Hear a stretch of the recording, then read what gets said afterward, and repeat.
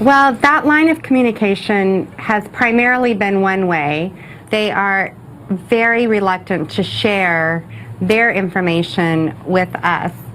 And while we've been tremendously supported, especially by the State Department, certainly by our Senator John Cornyn, our Congressman Al Green, the communication has been exquisitely horrible, honestly. The parents of Austin Tice, an American presumably held hostage in Syria for more than 2 years, on MSNBC criticizing the White House for its silence.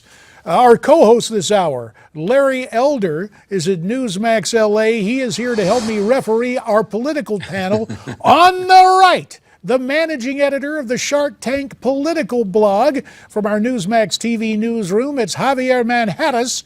And Skyping in, quite fittingly, screen left, the communications director of Democracy for America, Neil Sroka.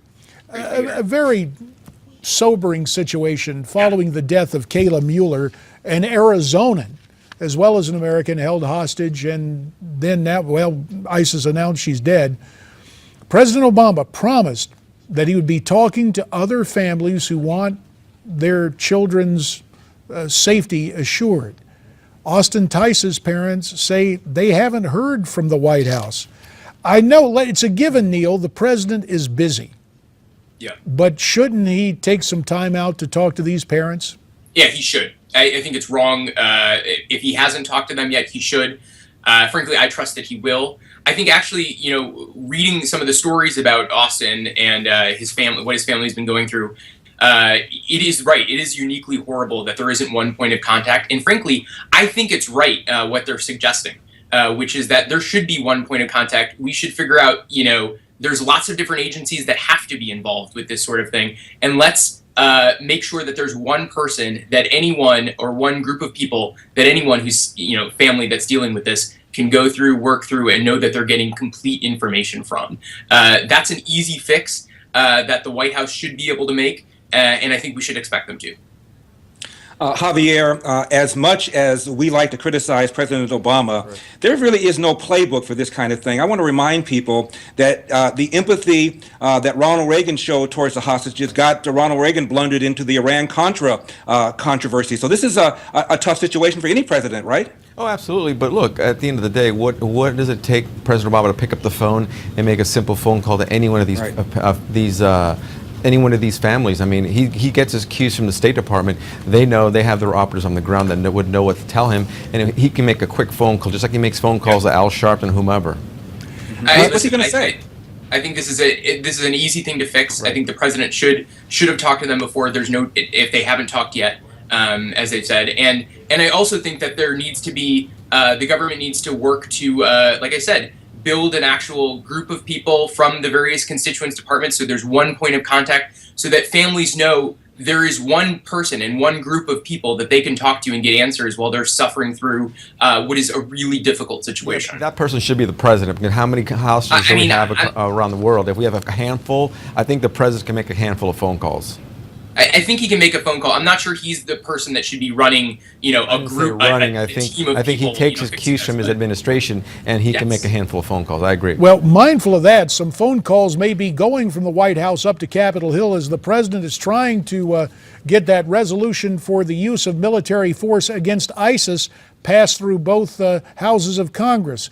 Some have said, this request is coming about 4 hostages too late. Neil, is that unfair to our commander-in-chief? Well, I mean, listen, I'm not sure how an argument about the authorization for the use of military force, we're not going to bomb our way out of hostage situations. In fact, we may have lost the life of, this individual from Phoenix yesterday, we heard about, in part because of these bombing campaigns. Really, what needs to be happening is a real robust debate about how we deal with the problem in Syria, Right now, there really only seems to be one solution being talked about in Washington, and that's more war. When really what we need to talk about is the wide range of options that are available. Obviously, you have to keep force on the table, but what are we doing? Let me let Javier get in here on this question for a second, Neil. 20 seconds to Javier. At least there is a robust debate going on now on the Hill. First of all, how can you blame our retaliation against ISIS on the death of this Arizonan, Mrs. Mueller? The blame should be squarely on the Islamic fundamentalists, the radical Islamists. That's it. So again, if they wouldn't have held her captive, she would not be dead right now, regardless of who dropped the bomb. We'll have to leave it right there. Larry and Javier and Neil, stay in position. We'll continue with our political panel right after this on Newsmax TV. Welcome back. There is a poll about a presidential nomination that is causing some shockwaves on the left. That poll shows Senator Elizabeth Warren ahead of Hillary Clinton in a matchup for the 2016 Democratic nomination. But the National Journal points out the poll's methodology is shaky at best.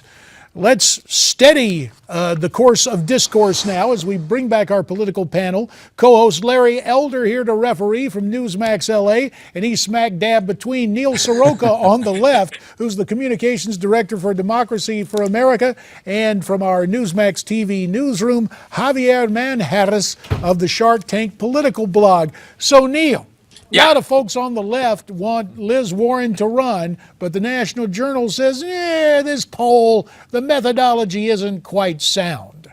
Well, it's funny because a number of other well-known pollsters, including John Zogby, actually came up and defended the poll. Listen, the poll that we put out, Democracy for America is a part of the Run Warren Run campaign, which is an effort to encourage Elizabeth Warren to run for office. You know, right now we have about nearly 300,000 folks all across the country that want to do the hard work necessary to get Elizabeth Warren into this race and will work hard for her if she does decide to run. What this poll was designed to do was to figure out, if where Elizabeth Warren was in the race once people actually understood who she is and where she is. You know, a lot of times, the kind of head-to-head polling that we're seeing coming out of Iowa and New Hampshire is really just a test at this point of name ID between, Warren, Bernie Sanders, and Hillary Clinton, who is perhaps one of the best known figures in politics today. Everyone knows who Hillary Clinton is, so it's not surprising that she does really well in most polling out there. What our poll found was that when voters are exposed to Elizabeth Warren's message and her background, she goes into contention in these key primary and caucus states. What we really showed was not, where the race is right now or what would happen tomorrow if the election were to take place, but rather, are voters in New Hampshire and Iowa movable towards Elizabeth Warren? And the really surprising conclusion that came out of this was yes, that when they're exposed to Elizabeth Warren's message and biography, progressives and Democrats in Iowa and New Hampshire can and do move to her column. I'd like to ask Neil this question. Neil, do you really think that the activists in your party, the activists that are pushing Elizabeth Warren, really believe that she's a fresh face? She's only 2 years younger than Hillary, and she's so far to the left, she makes Barack Obama look like Ronald Reagan. I'm serious. You think she's got a shot? Listen, I think she's got a shot because when you look at issue after issue, when you talk about expanding Social Security benefits, people are struggling with retirement security. When you talk about the student loan crisis that's devolved in this country, when you're talking about making sure that the wealthiest pay their fair share and big corporations don't get away with paying nothing, I think the vast majority of Americans, right, left, and center, are supportive of Elizabeth Warren. And in fact, we've done polling in Kentucky, in Texas, in a number of different red states over the last year, showing that these issues that Elizabeth Warren would run on if she were to run for office are incredibly popular with wide swaths of voters. I think Warren has a great shot of in 2006, great shot of losing because the American people have spoken out loudly last year and 4 years from then, and they do not agree with this ideology, this leftist ideology. Look, I'm all for the moveover.orgs and the Democracy for America. All these people put out these polls and push pushing Elizabeth Warren. We all know she's not a fresh face. Like Larry, like you said, she's 2 years younger than Mrs. Clinton, but she's a fresh face in politics. But again, it doesn't take away that she's one of the most leftist people in the political game today. And look, I welcome that. I want this ideological battle in 2016. I'm welcome it. Well, and the question becomes, Javier, while guys on the left are trying to push Warren into the campaign, she thus far has been reticent. I'll let you close out and get the last word. Javier Manjarres, in your opinion, will Elizabeth Warren challenge Hillary Clinton for the Democratic nomination? I say yes. Look, you need a very healthy ego to run for politics. She said no. She said no a couple months back. I think even last month. I think for the most part, when people started pushing her and she started seeing the numbers changing and other pollsters putting out that, hey, she has a chance of beating Hillary Clinton, she'll push it. She'll make the charge, I think. All right, we'll leave it there. Neil Sroka, Larry Elder, and Javier Manjarres, thanks for that. Next up, your Miranda rights.